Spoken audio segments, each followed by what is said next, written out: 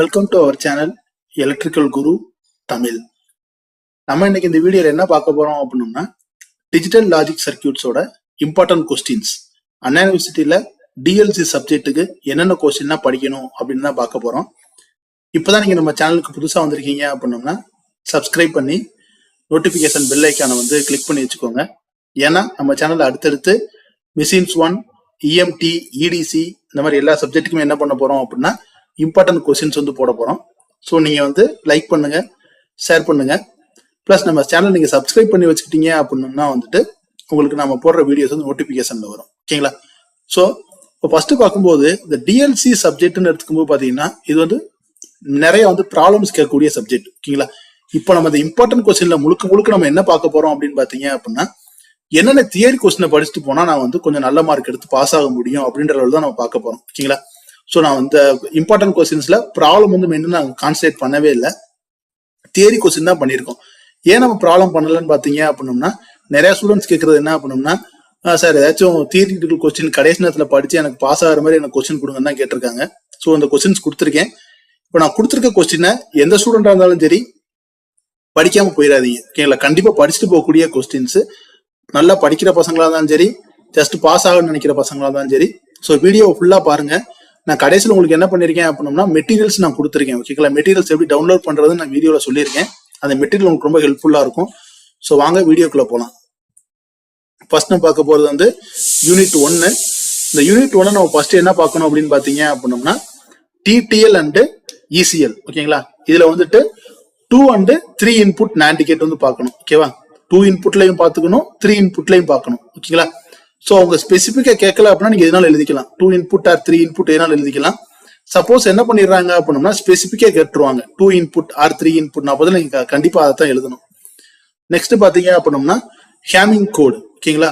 So இது என்னன்னு பாத்தீங்கன்னா எரர் டிடெக்ஷன்ல வித் எக்ஸாம்பிளோட படிச்சுக்கோங்க. ஓகேங்களா? நான் மெட்டீரியல் வித் எக்ஸாம்பிளோட தான் கொடுத்துருக்கேன். ஆட் பேரிட்டி அண்ட் ஈவன் பேரிட்டில எக்ஸாம்பிளோட படிச்சுக்கோங்க. அப்பதான் உங்களுக்கு டீடைல்டா உங்களுக்கு எழுத முடியும்.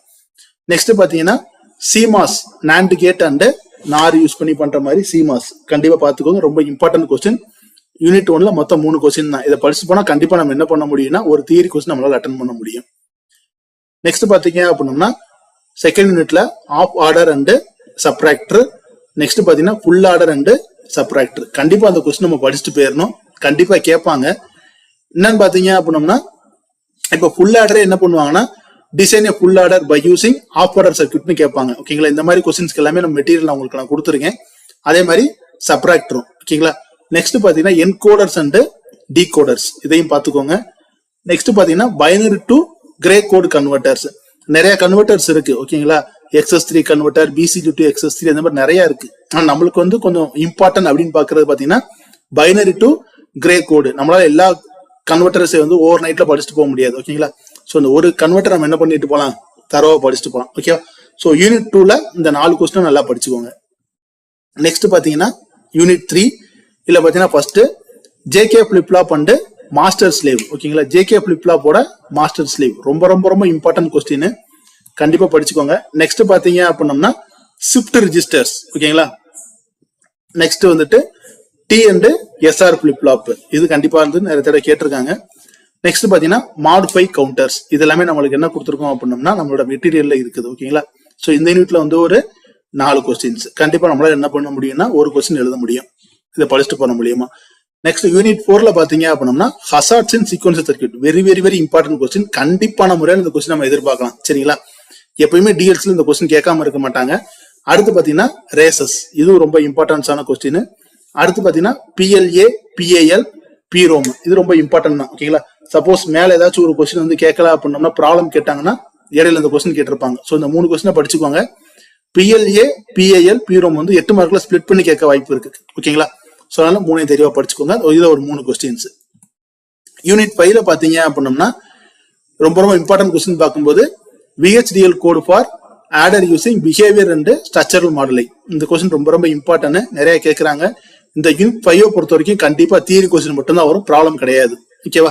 ஸோ அதில் கண்டிப்பா அந்த கொஸ்டின் கேட்கறதுக்கு நிறைய நம்மளுக்கு வாய்ப்பு இருக்கு. அடுத்து பாத்தீங்கன்னா packages and operators in VHDL. இதுவும் பார்த்தீங்கன்னா ரொம்ப இம்பார்ட்டன்ட் கொஸ்டின் தான். ஓகேவா? சின்டாக்ஸ் சப்போர்ட் நம்ம பாட்டுக்கு எழுதிட்டே இருக்கலாம். ரொம்ப சிம்பிள் கொஸ்டின். அடுத்து பாத்தீங்கன்னா கொஞ்சம் கோடு இருக்கு. ஓகேங்களா? என்னன்னு பாத்தீங்கன்னா வந்துட்டு மல்டிபிளெக்சருக்கு வந்து கோடிங் எழுதுங்க, அந்த மாதிரி நிறைய கேட்பாங்க. ஓகேங்களா, அதுல ஒரு சிம்பிள் கோடிங்ஸ் எல்லாமே நம்ம மெட்டீரியல்ல கொடுத்துருக்கோம். நீங்க என்ன பண்ணுங்க அப்படின்னோம்னா அதுலயும் பாத்துக்கலாம். ஓகேவா?